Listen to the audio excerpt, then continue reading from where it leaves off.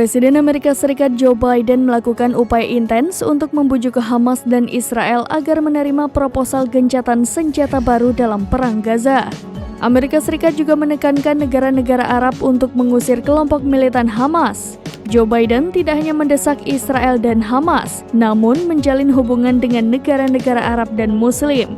Joe Biden juga menyatakan dalam sebuah wawancara dengan majalah Time yang diterbitkan pada Selasa 4 Juni 2024 bahwa Perdana Menteri Israel Benjamin Netanyahu mungkin memperpanjang perang melawan Hamas untuk memastikan kelangsungan politiknya.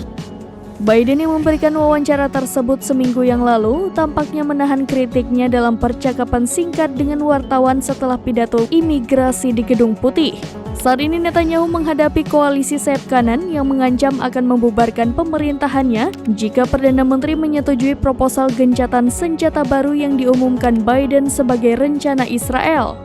Antara lain, dua menteri sayap kanan Israel mengancam akan mundur jika Netanyahu menyetujui proposal gencatan senjata. Mereka juga mengancam akan meruntuhkan koalisi pemerintahan. Bezalel Smotrich dan Itamar Ben-Gvir mengatakan mereka menentang kesepakatan apapun sebelum Hamas dihancurkan.